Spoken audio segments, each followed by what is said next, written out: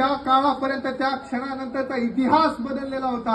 आजपर्यंत अल्लाउद्दीन खिल्जीचं आक्रमण या दक्षिणेमध्ये त्या देवगिरीवरती व्हायचं, आजपर्यंत उत्तरेतून येणाऱ्या मुघलांची येणाऱ्या परकीय सत्तांची आक्रमण या ठिकाणी विजयनगरच्या साम्राज्यावरती व्हायची। परंतु त्यानंतरचा काळ बदलला, त्यानंतरचं युग बदललं आणि मराठे यानंतरच्या काळामध्ये अटके पार जाऊन त्यांनी झेंडे लावले।